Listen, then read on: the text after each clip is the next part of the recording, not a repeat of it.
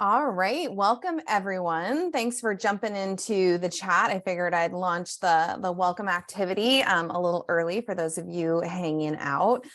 This session, welcome. My name is Dr. Catlin Tucker. Some of you guys might have joined me for a previous session, so thanks for coming back. Excited to have anybody who is new joining us today. And this session is focused on how we create kind of a social emotional learning skill-based classroom. Like, how do we develop these skills? And one of the things that I think is really important is to think about weaving social emotional learning into the fabric of whatever we teach, whether we are a elementary teacher or a science teacher or an English teacher or math teacher. These are skills that are going to enhance the student experience, make our lives in the classroom hopefully much more manageable. And so I don't want the conversation about social emotional learning to feel like it's an add-on, right? Like something else we have to do. So my hope is the strategies that we're going to focus on today, some of them you can adapt, weave into your work with learners, and even use to kind of strengthen their understanding of whatever the content and curriculum you are tasked with covering is. So I do start every webinar, every training session with a welcome activity. I do this because I really want to model the importance of starting time together with conversation and check-ins and connection. I do this because I want teachers to do this with their learners as well. And so thank you for introducing yourselves, kind of telling us where you're coming from. And the icebreaker question that I'm just curious about is, how do you plan to rest and recharge this summer, right? It's been another very, I'm sure, intense and long school year. And with the summer kind of in line sight, like we can see it, what is it that you're hoping to do to kind of fill your cup, fill your bucket, get ready for the new school year in a way that is going to leave you feeling refreshed and energized and excited? Summer school, that's tough. So for those of you who feel like it, please share your strategies so that hopefully, we can kind of see what we think is working for other teachers and maybe steal some great ideas. So feel free to use the chat window throughout our session today. If you have a question for me, instead of using the question feature, because I have to like open it and navigate away from the chat, it's easier if you just send me a direct message or put your question in the chat if it's more like a question for everybody. And then at the end, I'll just look through the chat and make sure, hopefully I haven't missed anything. So before we dive in, anybody who has, spent any time with me on a webinar before knows that I always have a resource document that I like to share with attendees. I know that when you come to a session like this, we cover a lot of ground, particularly today, and I want to make sure you guys have blogs and podcasts and templates that you can refer to after today as you're thinking about how might you weave some of this work into your class and curriculum next year, right? As you think, when you're ready to get to that place of thinking next year, I want you to have whatever you need to be successful. So that resource document is in the chat window, and I will reshare it a few times over the course of our session today, since I know people kind of come in and out, and some folks might be joining after I share the link. So why social emotional learning? Why should we really focus on this? I think one of the things that was really alarming to me in the trends or K-12 education was that 49% of students reported feeling depressed, stressed, anxious, to the point where it was interfering with their learning. And this is something that we want to figure out. How do we help our young learners to have a more positive experience in school, understand how to prioritize tasks, how to take care of themselves? And I will say, as a coach and a trainer working with teachers all over the world, the last year or two has presented so many challenges around classroom behavior. And those unproductive behaviors are something that we can mitigate by really shining a light on social emotional learning. And so I think that's a really important kind of motivator of, like, we want to support learners. We want them to develop the social emotional learning kind of skills and competencies because it has so many benefits. It does have a positive impact on their academic performance. That's everything from the grades they earn to their attendance in our classes, rates of like homework completion are improved when we really focus on social, emotional kind of learning and skill building. Decreased emotional distress, positive attitudes about themselves and others, improved coping skills and mechanisms, resiliency, and even the ability to kind of identify their own emotions, getting better at doing that. And it improves relationships in a classroom, relationships between learners, relationships between the learner and the teacher. And so all of these are really positive impacts of focusing on social emotional learning. Now, I draw very kind of extensively from the CASEL framework. I think the CASEL framework identifies these kind of core competencies that give us some direction in terms of thinking about how do we teach these skills and what skills are really important. So the first, I would say maybe the cornerstone is self-awareness and really helping students to understand their emotions, their thoughts, what they believe, what they value.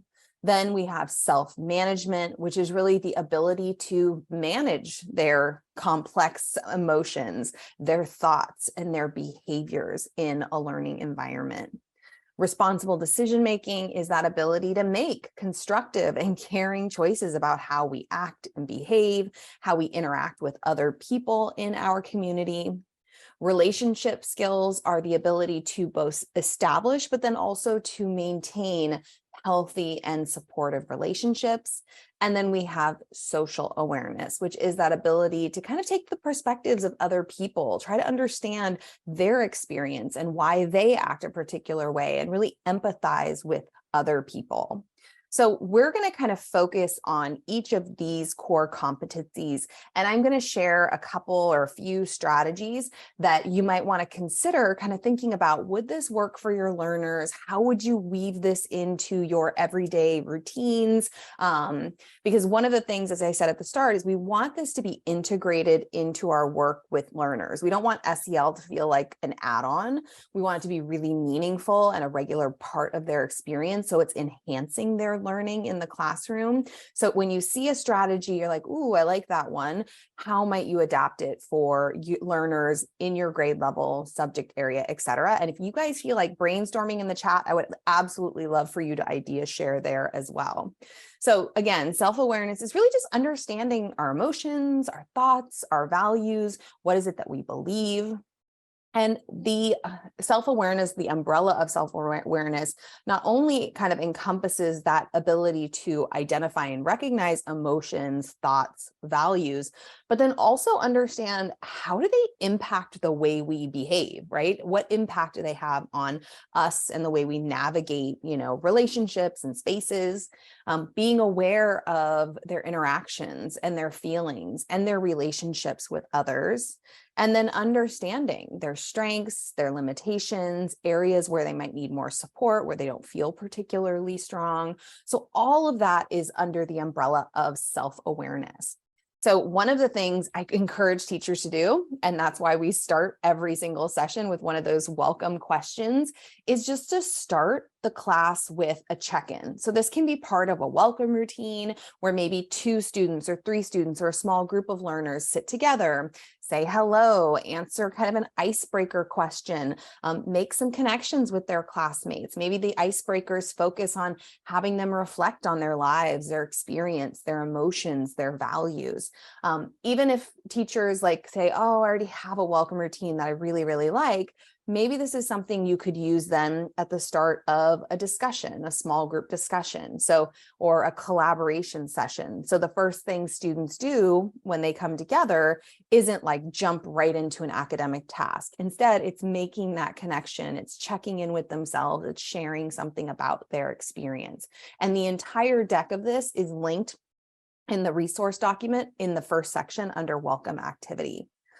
Another interesting strategy that I like a lot, and I've seen teachers do this digitally in a Google drawing, and I've seen it done just on paper with graph paper, where each morning, again, this is great as a welcome routine, students are asked to take kind of an inventory. How are you feeling physically? How are you feeling mentally and emotionally today? Let's graph how we're feeling. Let's actually create something visual to reflect our feelings over the course of a week. So on Monday, they might ask themselves, am I tired? Am I feeling stressed out? Am I happy, hopeful, frustrated, angry? What's causing me to feel this way? Did I not get enough sleep? Did I have a fight with my sibling? Did, my parent make a comment that on the way to school that really upset me? What is causing them to feel a particular way? Or if it's really positive, is there something they're looking forward to or they're really excited about? So it's starting to help them understand their changing emotions, but also what's impacting those changes. And do they see any patterns over time about how they're feeling and why they're feeling a particular way? And so you can have them get creative with their graphs where they symbolize kind of the low, as you can see here with the storm cloud, and symbolize the high points with the sun. And again, just you can make it this tactile offline experience, or something that they do kind of add to online.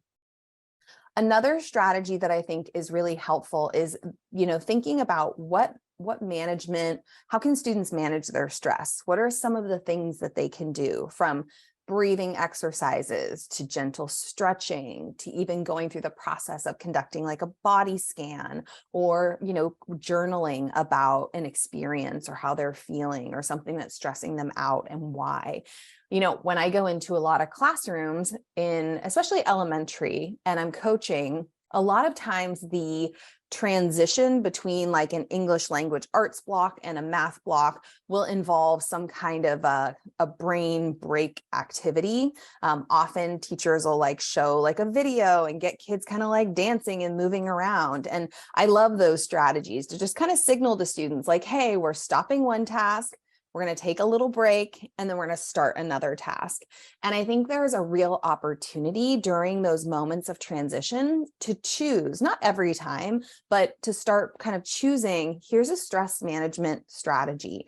And this is what we're going to do to kind of center ourselves, to practice this stress management strategy, and see if it's something that makes you feel better, that feels it's giving you a moment to take some space and just some deep breaths and understand if you're feeling anxious, if you're feeling overwhelmed, here's how you do a body scan, or let's spend a few minutes doing some deep breathing and just kind of checking in with our bodies. So for me, these kind of stress management strategies can be really fun to weave into class transitions. I was working with a 6th grade history teacher, humanities, and we were trying to figure out, how do we transition students between stations in a station rotation lesson so it's not quite so chaotic?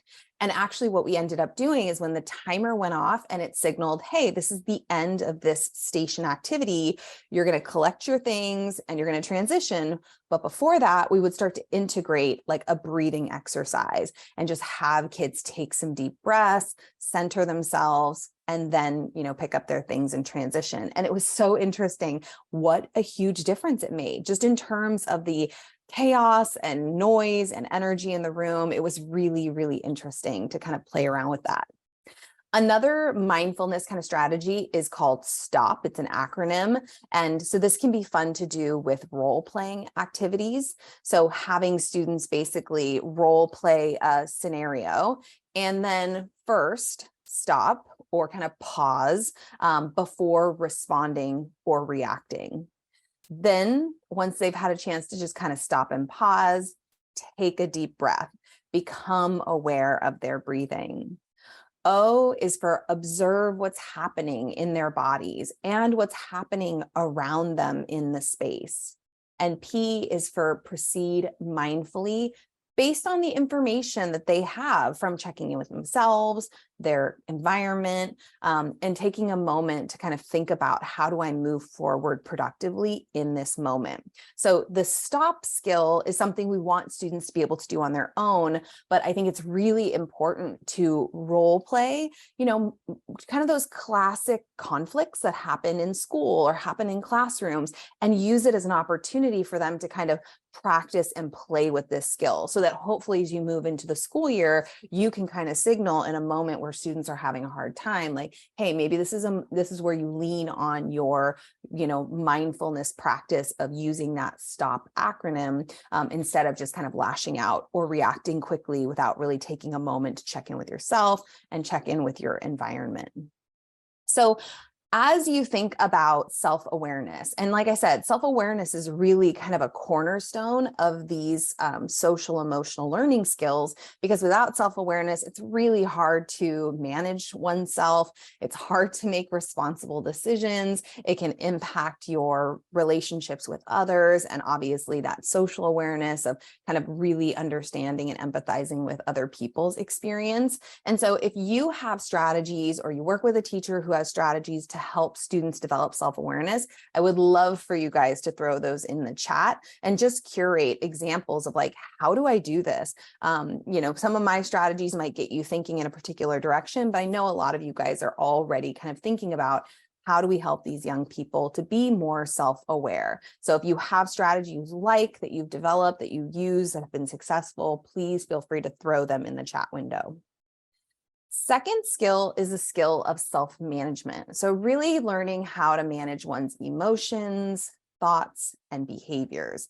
And this is obviously key to things like classroom management, even our relationships with others, right? We want to be able to manage our emotions, our behaviors.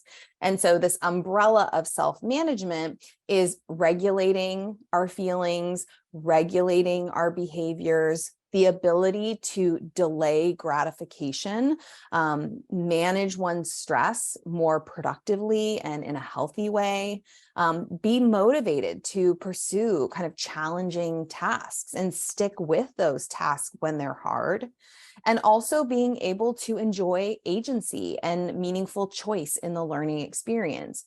It's hard to really develop the skill of self-management if kids don't get to make any decisions about their experience in classroom. So how do we help them to start to learn how to make decisions and understand, after they've made a decision, was that the best decision for me? Maybe in the future, if I had a similar choice, would I make that same choice, or would I make a different one? So I think one really important part of self-management and learning to regulate behavior is goal setting. So getting students to kind of regularly set academic, behavioral, personal goals so that they can start to think about very concretely, what do I care about? What do I want to work toward? Because when we think about kind of the motivational spectrum, we wish every kid would be intrinsically motivated, but we know that's not reality, right? And so what we're trying to do when we ask kids to set goals is to move down the spectrum of motivation to a place called identified regulation. And when they hit that point in this identified regulation, they start to understand how their decisions, their actions, their behaviors either move them closer to things they care about or further away. Without setting goals, it's hard to know, what do I care about? Am I making progress toward it? Because you're not really establishing a goal for yourself. So I included on the resource document this template, and you can have students set one goal for the week. You can have them set 3 goals for a learning cycle or a unit. You can kind of take it whichever direction you want. You can do it online, since the template I obviously shared with you is a Google drawing, or you can download it as a PDF and print it out, so students are doing it on paper. But really what we want to have students think through is, where am I going? Like, what is it that I want to work toward? And I like to kind of give students some choice around, are we setting academic, behavioral, and or personal goals? Do I want you to set 3 goals and at least 1 needs to be academic and 1 needs to be behavioral? I think the 3rd one is up to you. Totally depends.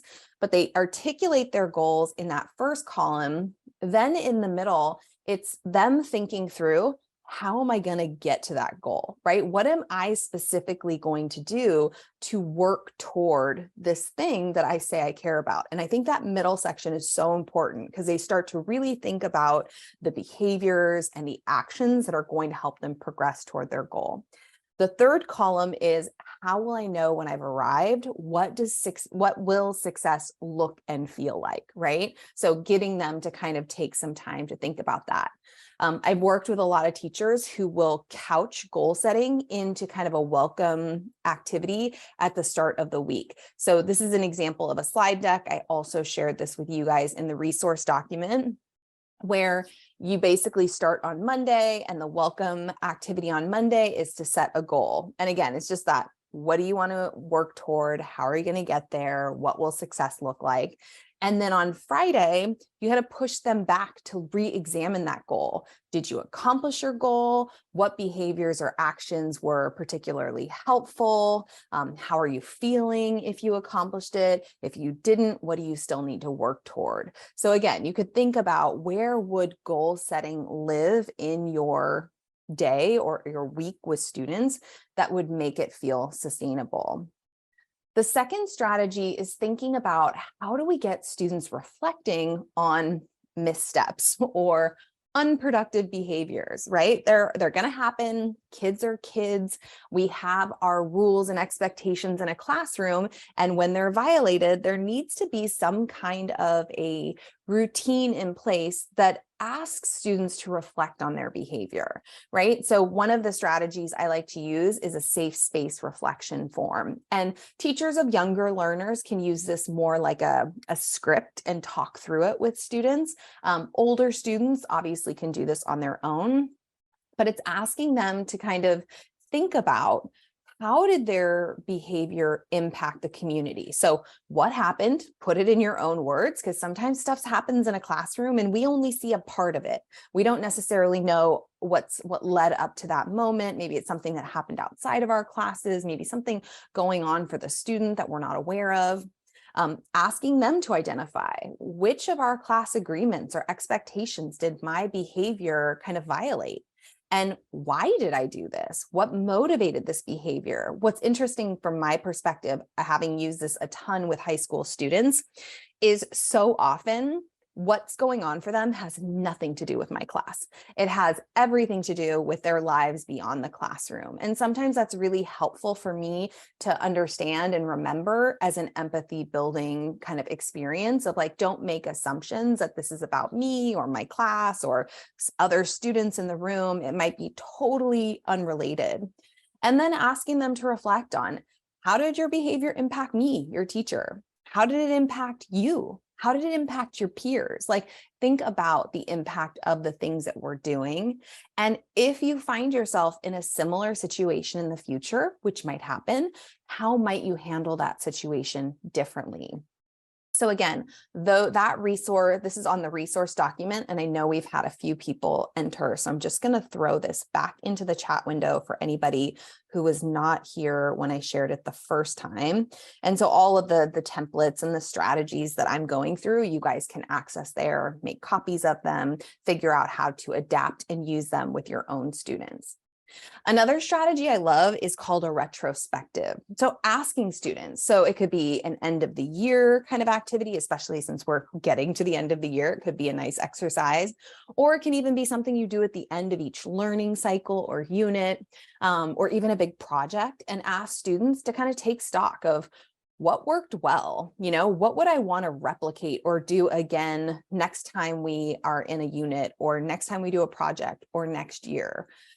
What didn't go so well? What might we need to kind of reimagine or continue working on or try in a different way?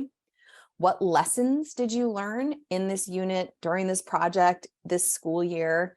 And what are you struggling with, confused about, worrying about, right? So having students really kind of take a step back and take stock of their experience and what they learned about themselves from it.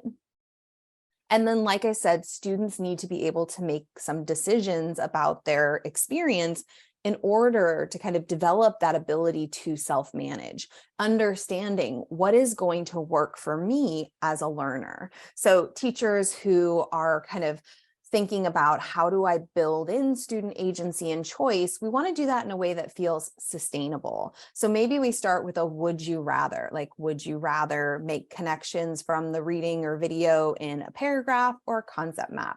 Do you want to practice graphing on graph paper or log into Desmos and do it online? Do you want to take traditional notes or draw sketch notes? Do you want to record a video explanation or type up a response? So again, it's thinking about how do we cultivate learners who know themselves and who can make decisions, and kind of manage their experience in a healthier way. We could also take the would you rather a step further and play around with choice boards, giving students the option to make a decision about, if we're reading a complex text for my science class or my English class, then what active reading strategy might I want to use to engage with this text and make the most of this experience, right? Again, being able to kind of manage, how am I going to do this? What do I think is going to work best for me? So again, if you have specific strategies that you have found very helpful in helping students to develop that skill of self-management, I would love for you guys to just throw your great ideas into the chat window. Obviously, we benefit when we kind of crowdsource ideas, since there's only an hour together, so I can only provide so many strategies, but I know you guys are probably trying lots of different things with your learners. The third skill is responsible decision making. Like, how do we make caring and constructive choices?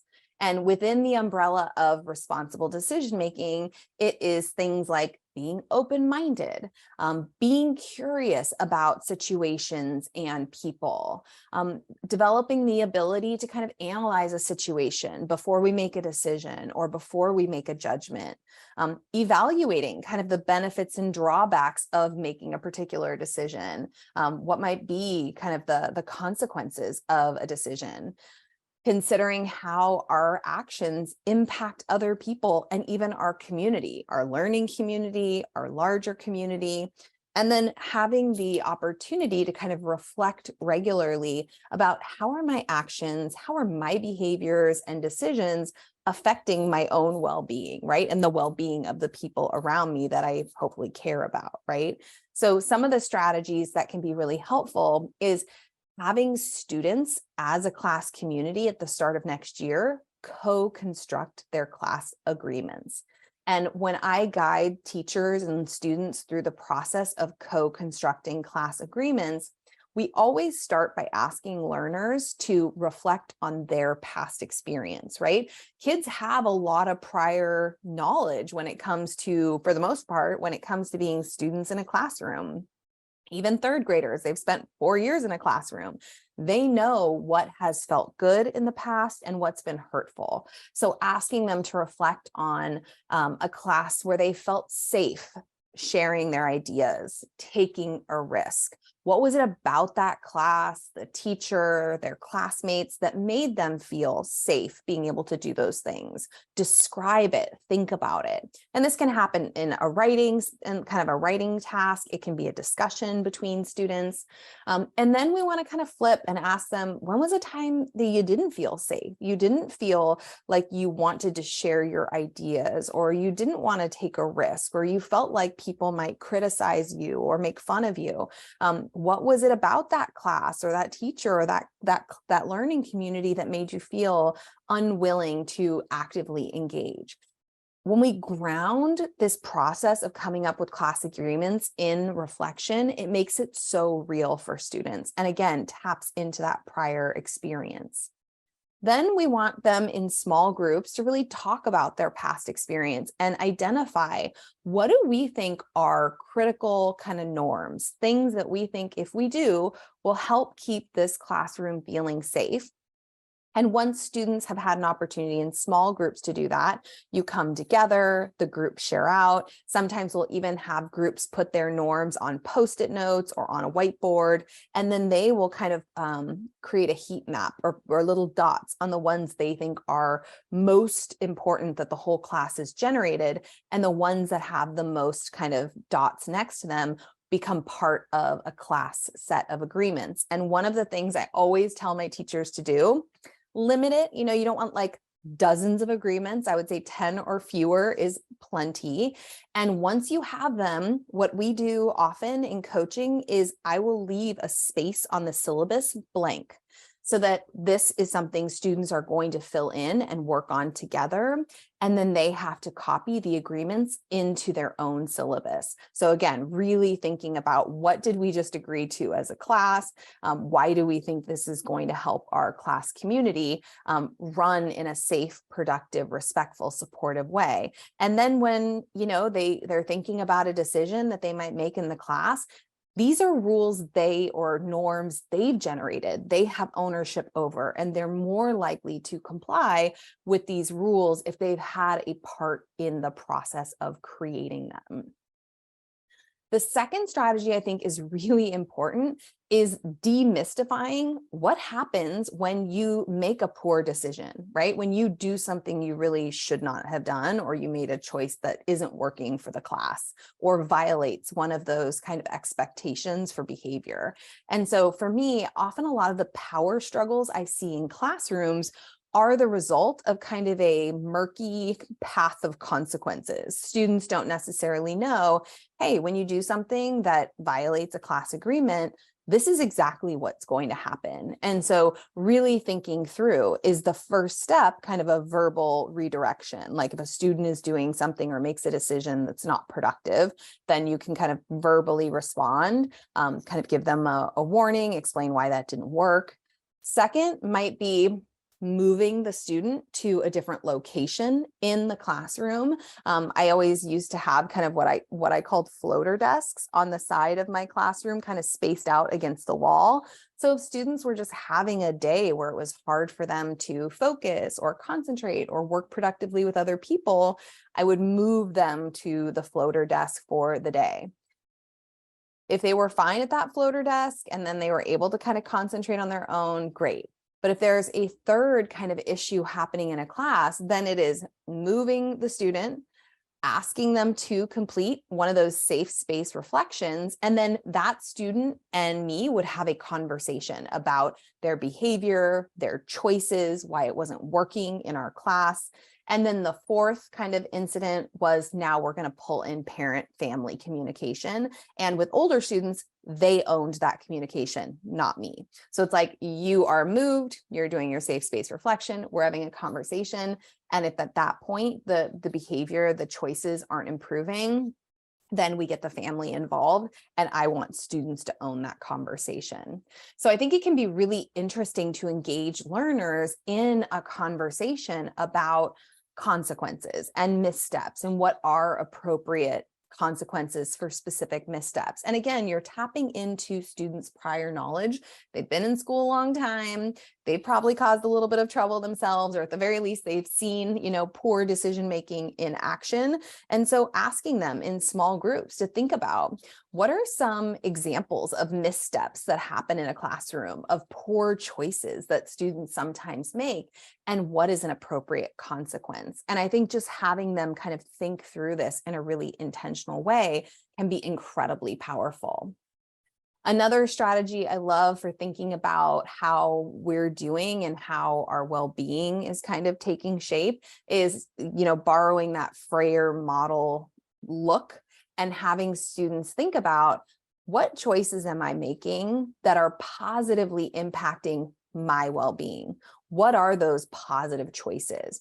What positive choices are impacting my academic well-being, my family's well-being, my community's well-being? Just once in a while, asking students to take stock of these things just creates a higher level of intentionality about the impact that they can have on other people in a really positive way.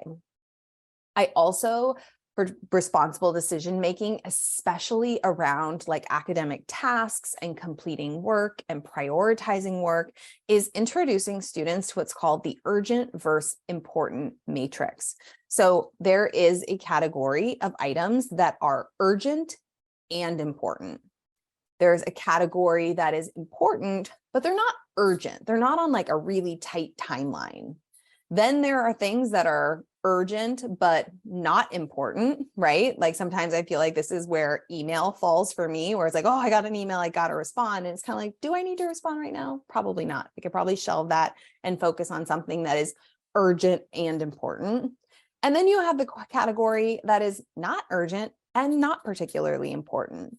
And I think helping students to evaluate kind of their list of responsibilities, tasks, assignments from school in a matrix like this can be very grounding. I can speak for experience. My son is 14 years old, and he has a really hard time prioritizing his to-do list and not getting super stressed out. So he'll get a lot of items assigned to him from his various classes. He has some that are due the next day in class, some that are projects that'll be due in a month. Other things are like, hey, I got my parent sign this paperwork. And he just reads it all as like urgent and important, and he gets super stressed out. And one of the things we've really had to work on is, okay, write out the list of things you have to do that you've been assigned, you're responsible for. Let's start to talk about where would we put these in the matrix. And what's fascinating is it brings down his kind of effective filter, makes him like, okay, well, so I guess all I have to really worry about right now are these particular things. So I think it can be very, very helpful for learners in terms of prioritizing those tasks. So again, if you have strategies, routines, activities, resources that you're like, this has been very, very helpful in my guiding students in making more responsible decisions, please, please feel free to share that. I would love to have you crowdsource in the chat window any strategy that you're using to guide students in responsible decision-making that's been particularly helpful for you. All right, next one is relationship skills. And this is really the ability to both establish and maintain healthy and supportive relationships. So how do we do this with learners in a classroom? And there's definitely some overlap, right? Like, because I think that engaging in conversations about, how they're doing can also help them to form relationships with each other, help them whenever they share experiences with each other, they're going to understand like, oh, this person has a similar experience to me or a similar interest to me. And that can help to kind of break down the walls in a classroom. So within the umbrella that is relationship skills, it's the ability to communicate our ideas clearly, really listen actively to other people when they're speaking and sharing their ideas, working collaboratively with diverse groups of students to accomplish some tasks. So can I work with lots of different kinds of people to get things done in this classroom? If I'm having a disagreement, if I have a conflict, do I know how to resolve it in a kind and productive way? Do I know how to compromise when I'm working as part of a team? And then can I ask for help and support when I need it? And one of the things I hear a lot in classes is students who will say, can I just do this by myself? Like, I don't want to work with other people. And part of me like kind of cringes a little when students say that, because life is all about working, so often we have to work with other people. And so sometimes they're going to have to engage in things like social negotiation, conflict resolution. They're going to have to communicate and share ideas with people who have a totally different perspective than them. And so how do we foster those kinds of connections and relationship building experiences in our classroom? And I think academic discussions are a beautiful way to do this, whether you are having them engage in an online discussion, in your learning management system, or you're doing a video-based discussion in like Flip environment, or even if you're just doing small group discussions in the classroom. What academic discussion does is really connects the members of a learning community. It exposes them to different perspectives and different points of view and gives them the opportunity to practice the skill of respectfully disagreeing, because disagreeing is not bad. But I think we live in such a polarized time right now that when we don't agree on things, it can be very hard for students to kind of navigate those moments if they haven't had much practice. Discussions can really challenge students to make connections between each other's ideas, different aspects of the curriculum, what they're learning in their lives beyond the classroom. It drives much deeper thinking around topics and texts, videos and issues. And the more they chat about things, whether it's online or in person, the more likely they are to understand key concepts, to retain information. And I think the most exciting thing about discussion is it truly positions students to be active agents, kind of generating and producing their own ideas instead of always being kind of those passive consumers in a classroom. So those are all lovely benefits of, having kids engage in discussion. Now, if you are working in an online learning scenario, or maybe you even just want to have students engage in an online discussion as part of a station rotation, right? When they move to this online station, maybe they engage in a discussion about a topic. And the beauty of online discussions is every student can engage in the conversation, right? That's very hard to accomplish in a whole group teacher-led discussion where only a handful of students typically get to chat or engage. So if you're going to be engaging students online, I usually share these kind of 5 tips with teachers for how to maximize online discussions and get the most possible kind of engagement and participation. So the first tip is we always want to start with a catchy, creative title, something that is going to essentially hook our students and pique their interest. The second tip is because we are working with such diverse groups of learners in a class, we want to subtly differentiate our questions. So instead of just asking one question, which only allows one entry point in the conversation, I recommend that teachers ask 3 questions. Start with your most academically rigorous question, and then each subsequent question, make it a little more accessible, a little simpler language, so that hopefully now we have multiple entry points into the discussion so all students can share their ideas and participate. Keep your discussion questions varied. So as a former high school English teacher, I ask a lot of analytical questions, and I had to be really aware of that so that I was changing it up, and I would integrate like debate topics, reflection questions, cause and effect, compare and contrast, really kind of stretching myself so that not every discussion kind of felt the exact same. The fourth tip is always include media. We are teaching such a visual generation of students. And so we really want to kind of grab their attention with a graphic, a photo, a video clip, something related to the topic that's going to spark their thinking. And then last but not least is always include instructions for what do students do after they answer your question, right? Do you have really clear instructions for their participation? Because this is a discussion. It's not just digital homework submission, right? So once you've posted your response, read the responses posted by your peers, reply thoughtfully to at least 2 other students, complement strong points made, ask questions, and or build on ideas shared. So what I'm doing here in these embedded directions is I'm saying, hey, once you answer the question, you're not done. You need to respond to at least 2 other members of the class. And here are some strategies you might use to make sure that your responses are meaningful and high quality.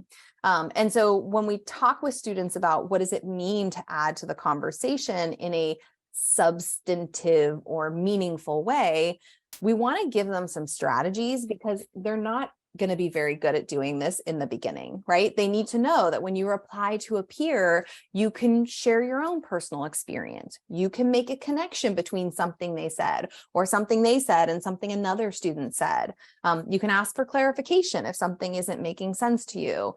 You can kind of challenge their thinking by respectfully disagreeing. You can present a new question related to the topic that you're curious about. But we want to support them in doing this well so that the quality of conversation stays high and they have the tools to do things like respectfully disagree. So I like to give students sentence stems or sentence frames to help them understand what does it look like to build on somebody else's idea, right? Well, Rebecca's comment made me think about, now I'm going to build on what Rebecca said and kind of add my thinking to it. Zach made a strong point that, but I think, or although Zach made a strong point, I think, right? So I'm acknowledging Zach made a strong point. I just have a different perspective, right? So kind of teaching them, what does it look like to respectfully disagree? What does that sound like in a discussion? I also think it can be very helpful when we're guiding students through in-class discussion to onboard them to a series of discussion techniques that they can choose from, right? Not just sit them in a circle, give them a list of questions and be like, hey, good luck. But hey, maybe today they want to kind of use the team roles strategy to guide the discussion. Or maybe they're going to do like a mini fishbowl with 3 people in the middle and 3 people on the outside, and kind of use that approach. So there's lots of different discussion techniques that you can use to help students engage in discussion more meaningfully. And so on that resource document, one of the resources I included is just kind of this discussion techniques choice board, so that you can kind of share the ones you like with students, practice, onboard them, but then hopefully get to a place in the school year where you can allow students in a small group to say, hey, for today's conversation, do we want to use paraphrase passport? Or do we want to use constructive controversy? What's the discussion technique we're drawn to that we would really like to use?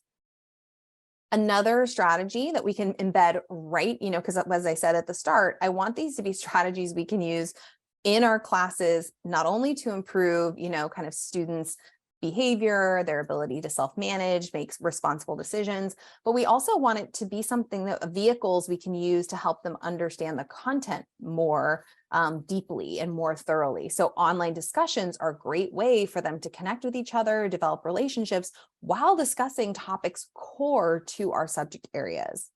Another strategy that I love is reciprocal teaching strategy.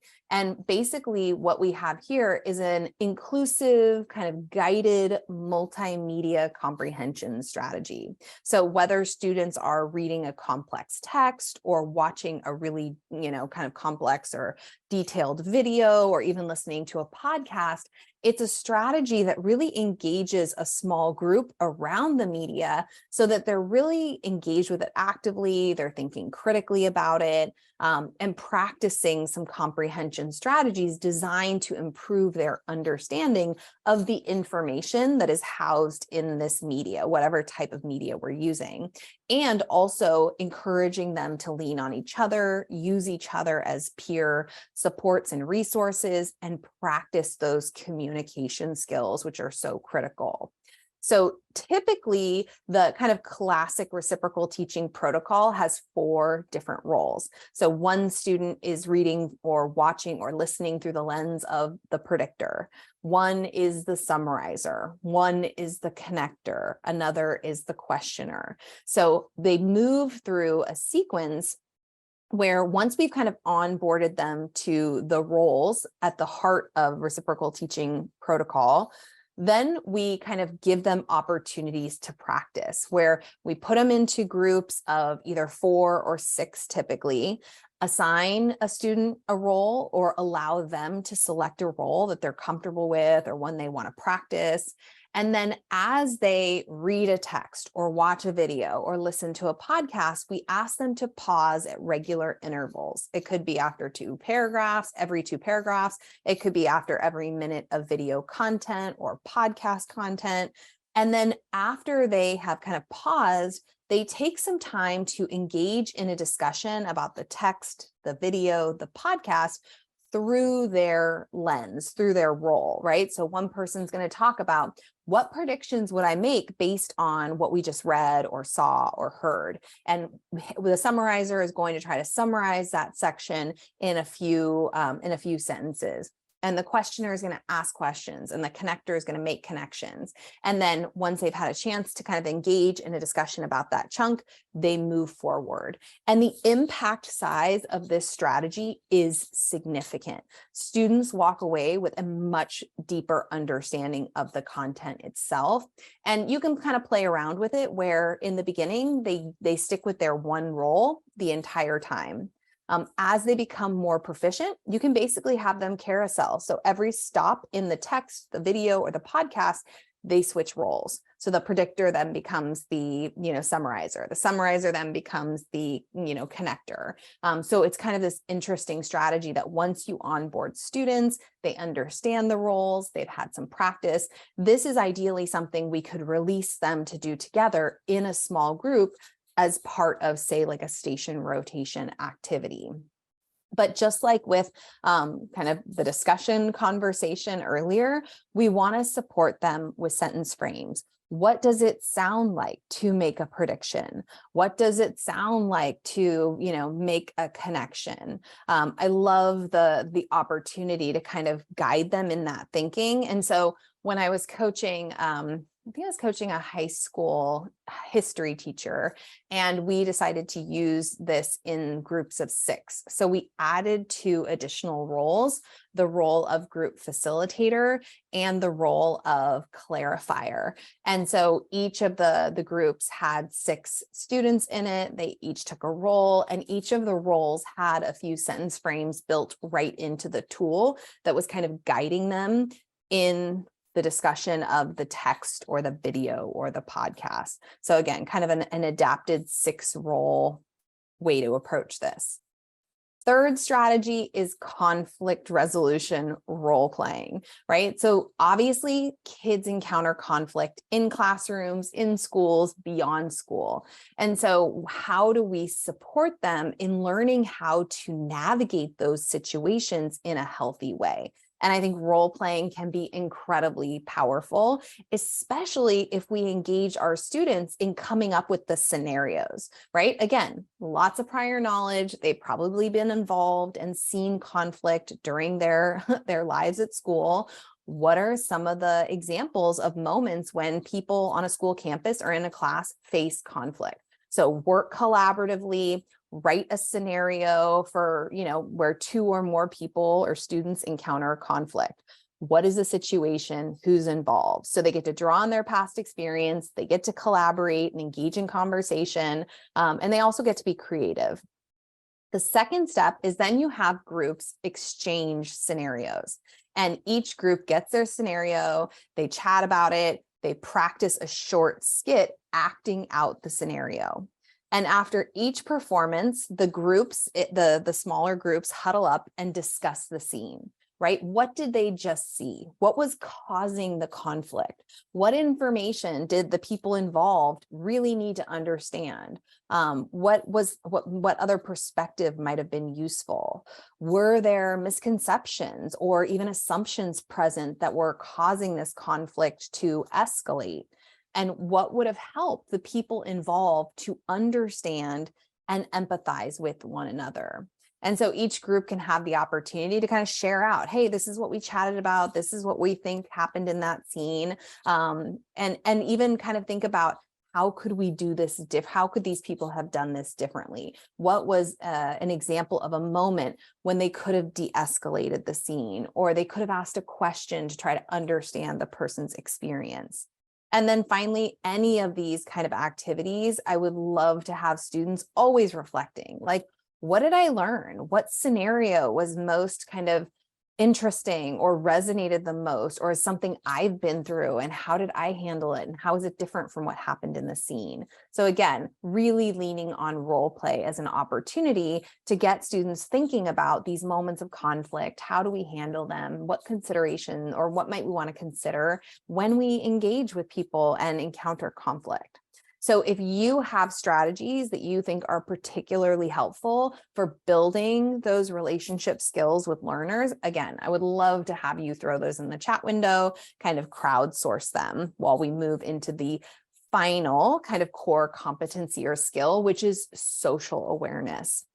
And really starting to understand the perspectives of other people and empathize with other people. Because obviously, the more we have this kind of social awareness, the more empathetic we're going to be, the more capable we'll be kind of encountering those moments of conflict in a way that is respectful and kind. So within the umbrella of social awareness is the ability to take another person's perspective. Again, role playing can be wildly helpful here. And you can even have them practicing taking perspectives of, characters in a book or historical figures in groups on 2 sides of an issue. Again, reinforcing the curriculum while also helping to develop the skill. Demonstrating empathy and compassion for other people, really appreciating other people's strength and learning how to show gratitude for other people.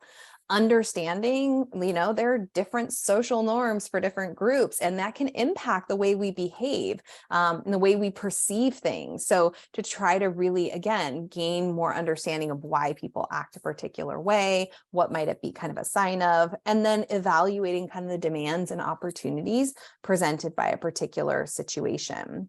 So one of the activities I used to use a lot at the beginning of the school year with my students during kind of a retreat day was called Cross the Line. And I've put 2 resources in your resource document about this strategy. But it's literally, having kids line up and then reading a series of statements like, if you play a sport, cross the line. If you're an introvert or an extrovert, cross the line. If you've traveled to a country that speaks English, that speaks a language other than English, cross the line. If you've ever been picked on in school, cross the line. If you consider yourself a leader, or if you've lost someone you love. Again, helping students to understand they're not the only ones who have had both positive and challenging experiences in their life, helping them to see other students who've had similar experiences, who are interested in similar things, who would describe themselves in similar ways. It obviously requires a lot of trust between teacher and learner and the community, so they understand we take this really seriously. We're sharing things that are meaningful and important, and the purpose of this activity is for you guys to understand your areas of commonality, right? Your areas of connection, that you're not the only one with a particular experience. You can also engage your class in 4-corner debates where each of the 4 corners of your classroom are labeled strongly agree over here, agree, strongly disagree, disagree. And you can read statements. And again, I think this is a beautiful opportunity to kind of think about how to integrate topics related to your subject area, and then have students kind of think about the statement like, most people are good. Do you agree, disagree, strongly disagree? Go to the corner, have a conversation with the people who are in that same corner with you. Why did you guys choose this corner? What are your actual beliefs in relation to this statement? And then have this opportunity to kind of share out. And again, hear from people who have different perspectives, who disagree on some of these topics. The United States should limit immigration. Solar energy is the most promising renewable energy source. Access to guns should be limited. Healthcare should be free for everyone. So coming up with some statements that are related to your subject area, but might be a little controversial. Students might have different perspectives, and letting them learn how to express those in a respectful and kind of supported way, right? If you agree with something, why is that? What has happened in your life? What information do you have that makes you think that is the correct perspective, or why you have that particular perspective? Maybe that is not correct.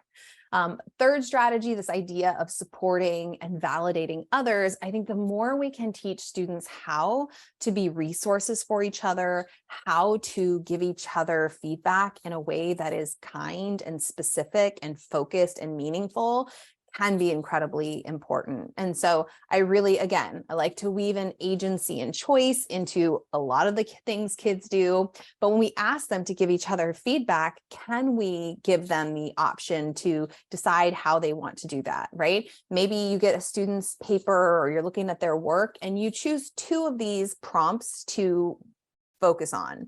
Maybe celebrating a great strength in the piece. Maybe it's suggesting a tiny tweak or change. Maybe it's encouraging them to develop an aspect of the work further. Again, the more we can kind of help them to work with each other in these meaningful ways, be resources, being compassionate to each other in their responses. So if you have any strategies you use to help students develop social awareness that you really love, I'd be thrilled if you threw them in the chat before we take off today. For those of you guys who are with me, who have been with me, I think there's going to be some new dates coming out soon. We're going to be repeating some of the sessions that I have done so far. If you're looking to attend live and earn some of those credits, you should be kind of hearing about those opportunities soon. If you want to share any takeaways or questions or comments in the chat window, I would love that. For those of you, I'm sure people asking about the credit, because they're always asking about the credit, right? You're here, you want your hour solved. We'll send those out to your emails for anybody who logged into the Zoom for today's session. As long as you logged in with your school account, you should get those credits sent directly to your school email. If you don't, you can email admin@solved consulting for kind of guidance on how to get that. And then if you want to connect with me, if you have questions, you have comments, you want to see if I have additional resources, whatever the situation may be, I am very easy to find online. You can find me at my website, catlintucker.com, where I blog every week, share lots of resources. You can connect with me on Twitter or on Instagram if you end up having questions, especially preparing for next year, where I think a lot of you guys are probably doing a lot of thinking about how to weave these routines and strategies into your classroom. So thank you, as always, for joining me. For those of you guys who have been my repeat attendees, it's always a pleasure. And like I said, if this is your first time, I have a bunch of these sessions, so hopefully you'll have more opportunities to attend live if you guys want to get that credit. And I always share out those opportunities on my Twitter, on my Instagram. So hopefully if we're connected, you'll see those as well. I'm going to just, before you guys all leave, I'm just going to throw that link to the resource document in the chat window one more time, just in case you didn't get it. And I hope you have a wonderful rest of your week. It was lovely getting to spend some time with you all.